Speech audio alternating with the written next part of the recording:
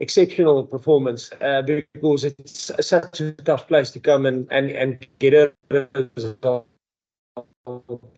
Because of Argentina, and I really Argentina is slowly and surely progressing. I don't want to say slowly, but they're progressing well. They had some big victories, beating Australia in Australia, beating New Zealand last year in New Zealand, beating if you think the series they had here in 2022 against Scotland, and Scotland beat France now, so they're right up there. So we really had to get our stuff in order to grind out this victory.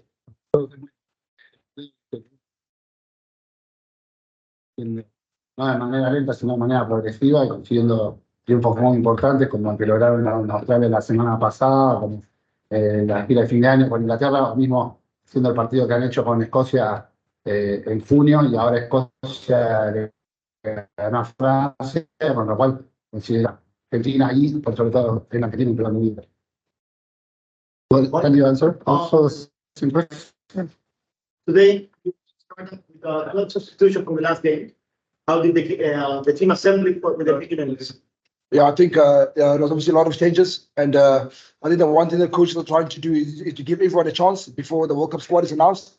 And I think today a lot of guys put their hands up, showing that they're ready for the World Cup, making it tough for the coaches, obviously. But I mean, as a squad, when you arrived here, we spoke about backing each other on the field. We knew it was going to be tough, very hostile crowd today. But I mean, you saw first half, we tried a lot of things. Obviously, the season didn't go our way, but we knew second half it was going to come our way. We just had to keep on grinding. And obviously, playing in Argentina in front of the home crowd, it was tough today. But I mean, the guys really picked up their hands and showed that, they really want to be in the World Cup squad. Bueno, creo que teníamos el desafío de ver cómo resolvíamos con tantos cambios, porque obviamente los entrenadores querían ver son los jugadores que nos propusimos bancarnos unos a los otros, apoyarnos dentro del campo. En el primer tiempo, sobre todas las cosas intentamos, pero bueno, no se pudo dar. Y en el segundo tiempo salimos con la confianza necesaria para poder revertirlo. Y las cosas empezaron a dar. Estamos muy contentos porque sabemos lo difícil que es enfrentar a Argentina ante su público, una hinchada bastante fervorosa. Pero bueno, nos vamos contentos por el triunfo que podemos hacer. Y creo que hoy, por sobre todas las cosas, los jugadores levantaron la mano, demostrándole al entrenador que están para ser convocados para la política del Mundial. Sí. Y por un segundo tiempo de Rugby, ¿cuáles fueron las claves puntuales en lo deportivo para quedarse con la victoria? Where do you think the keys for the game to get, especially in the second half, to get the game? Where was the key? Yeah, the key. Yeah, I think obviously the first half we had a lot of discipline issues. When they came into the change room, we spoke about it. We said that we're going to try and be more disciplined and try to turn the game onto our side. And I think here on second half, you can see that we've got more penalties, and obviously Mani converting the penalties put us in a good position to win the game. Estuve con la disciplina, fuimos un poco indisciplinados en el primer tiempo. En la historia hablamos sobre eso, y bueno, así como lo vieron, dejamos de cometer penales, y también Mani aprovechó las oportunidades que tuvo, y bueno, por eso nos pudimos quedar con el partido.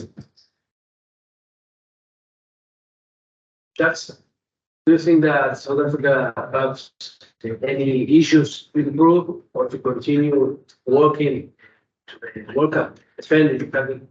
Yeah, I think like Bongi mentioned now, I think in the first half, sometimes you're going to concede penalties because you contest and you get you get it technically wrong, but it's the avoidable penalties. The tackle of the ball, the avoidable penalties that I feel, the non-roll away, which is all in your own control. I feel we have to limit that in terms of, I think the World Cup will be so close and so tight. If you think even today, I don't know what the world rankings look like, but any team can beat any team on any given day.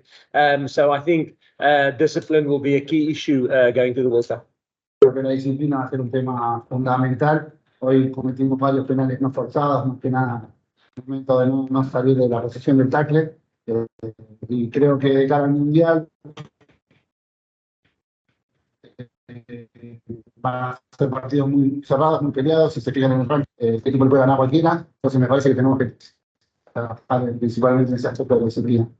A bit close. What the seems that you got with the players in the midterm to go out at single half and I think the big discussion, actually Bongi led it at halftime, is that we are getting the opportunities, but we're just not converting them. So like we had the two opportunities where we went over the try line, but we got held up, which is great defense from Argentina. I thought they were very smart and clever with that. So just listen, we are actually getting there. But we're just not converting our opportunities and to keep the energy up, because sometimes that can deflate you. But I must say, that's one thing he mentioned maybe early on in the press conference. He said that they made a pact to each other that they will back each other during the week. And I thought that's exactly what they did. That missed opportunities didn't drain the energy. They kept the energy up. And that's why I think in the first 10 minutes of the second half, we actually converted. We got points even with a yellow card. Creo que la clave estuvo en que en el primer tiempo hubo alguna que otra situación que no pudieron concretar, y que quizás fue hasta mérito de la defensa argentina, que supo cómo ponerse para que no puedan apoyar, y en el segundo tiempo lograron revertir esa situación a partir de que esas situaciones, en vez de llevar para atrás el equipo o sacarle energía, por el contrario, así como dijeron que se bancaron uno a otro, y lograron poder revertir ese tipo de situaciones y lograron marcar por sobre todas las cosas al principio del segundo tiempo, lo cual fue clave para ellos para poder hacer con el partido. Sí, la última. La pregunta, no es una pregunta, pero que nos vean desde el punto de vista del enfoque del entrenador y el jugador. ¿Qué diferencia encontraron entre el primer partido y esta revancha con el juego? The question is for both of you. What difference you find between the first game and the second one? The game last week and this week? From our side, I think in last week, we were pretty much, I thought we were in control of the game up to we got the yellow card, again discipline, and then that gave Argentina a foothold back into the game. And I think maybe our mindset in this game, when we had opportunity to go for poles, although we did miss a lot of kicks off the tee, a lot of points off the tee, I think when we had opportunity to get points, we took it. This week. Yeah, this week. La diferencia fue que el partido pasado tuvieron más que nada contra el partido hasta la amarilla, y eso le permitió a Argentina mejorar y ponerse en partido. Y quizás hoy, nada, en el segundo tiempo aprovecharon para marcar mucho más, y principalmente cuando tuvieron las oportunidades, cosa que quizás la semana pasada no hicieron, de patear los palos, patearon mucho más. I just want to say something. Can we just go to the South African media? But Jock just wants to say something quickly. I just want to, yes, Augustine Creevy, listen, hats off. First guy for Argentina to get out in the test match. Hats off to him. He's been a phenomenal servant to the game and unbelievable competitor. Just from us, I know we said it, we did it on the field, but just from our side, unbelievable experience to him and his family. All the sacrifices that they made in his long career. Quiere sacarse el sombrero y dejar bien en claro, ¿no?, estar de Sudáfrica y todo el equipo de Sudáfrica, por Agustín Crevi, por sus 100 partidos, por ser el primer jugador en cumplir 100 partidos, nada, por todo el sacrificio que ha hecho él y toda su familia por estar acá, lo hicieron en el campo de juego, pero nada, no quería dejarlo claro ahora en conferencia. Thank you, guys. Thank you very much. Thank you. Thank you for Argentina, so you can stay here. Perfect. And then we will bring two players that side. Okay, I will, yeah. Brilliant. See you. Thank you. Thank you. Thank you. Thank you. Hi, guys. Let's just wait for them to clear the room, and then we'll take the 5 hands that are up here. Those are the 5 questions we'll be taking from South Africa. Thank you. Thank you very much.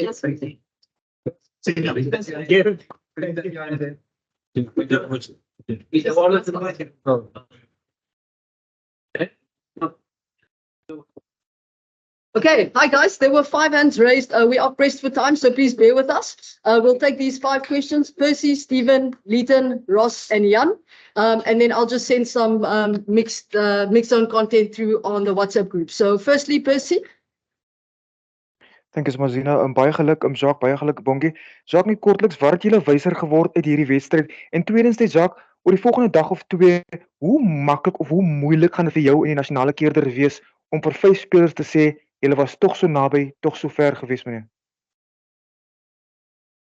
Nee, jy ek gaan begin met die tweede een. Ek dink dit gaan 'n baie moeilike team selection meeting wees.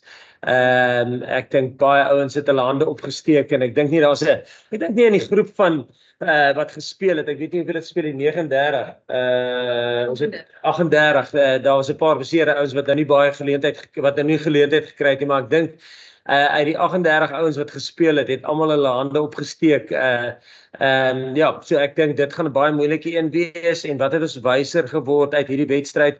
Ja, ek dink maar eerstens Bongie, jy weet, en die hele span. Ek dink vanaf ons maandag hier gekom het, ek dink ja, ons baie mense het ons 'n kans gegee nie, maar ek bedoel, hierdie ouens het die ding gedryf van maandag af. Ja, dis maar net as die ding wat ek uitgeleer het, is die bokke hulle kop op 'n ding sit, jy weet, dan is hulle baie moeilik stopbaar. Steven? Thanks, Z. Congratulations, guys. Great effort. Jacques, net in die, kan jy net vir my sê, is enige van die ouens, as jy miskien enige ouens groot soort van vordering gemaak in jou gedagtes, moontlik selfs vir 'n plek in jou sterkste span. Jy weet, ek kyk nou na ouens soos byvoorbeeld Damien, wat vir my ongelooflik gelyk het op heel agter. Kane het baie skerp gelyk. And then Bongie, what does it say about the team, what you guys achieved in the second half, turning it on like that? I think about the team, as Coach Jacques said, I think our mindset arriving in Argentina, we knew it was going to be tough. Playing Argentina at their home ground is always tough. It's never easy. And obviously we know they're going to come with passion and a lot of emotions and energy. But I think from the get-go on Monday, our first session, our first team meeting, we just spoke about backing each other and being aligned as a team. And I think today, exactly what we did, especially first half. We didn't get a lot of opportunities coming our way. A lot of decisions went against us. But I think credit to the team for keeping their head in the game, and also at halftime knowing that it is going to turn somewhere. And I think once it turned, we took the points, and I think credit to Mani also for keeping it in the game, for dropping his head when he missed a couple of points in the first half. And I think he just showed backing each other and staying aligned with the plan will definitely bring us the reward. Steven, ek dink daar's 'n paar ouens wat uitstaande wedstryd gehad het, en ek sê weer, die hele plan was van die begin af, en ek wil nie slim, ons het van die begin af gesê, luister, ons probeer almal soveel as moontlik as wat ons kan. Dit is onmoontlik in 4 wedstryde om almal geleentheid te gee, omdat ons bietjie anderste is as sê nou maar die suidelike halfrond. Ek dink jy kan sien Frankryk het vandag baie, hulle het nie hulle sterkste span gespeel nie, want hulle sit met dieselfde ding. Hulle moet mense speelkans gee voor hulle in 'n wêreldbeker ingaan. Ek dink Nieu-Seeland het vandag die eerste keer basies maar rotasie gegaan. Hulle het sterkte moontlike span gekies in die eerste 3 wedstryde. En almal het hulle eie taktiek, maar ek dink ja, ons goed, 'n klomp ouens het 'n paar minute onder hulle belt gekry. Baie span hulle 'n bietjie meer gekry as ander. En dit was van die begin af ons plan. Ek sê weer, ek wil nie slim klink nie, is maar net, dit was ons het van die begin af, as ons eerlik met die spelers het gesê, ons wil nog steeds perform, ons wil nog steeds wen, maar dit is belangrik dat ons die load spread tussen al die spelers. So wat ons wyser geraak, party ouens het bietjie meer game time gekry en so. Leighton, Ross, and Jan, can I please ask that you only ask a question to one person? Now we're really pressed for time. So, Leighton?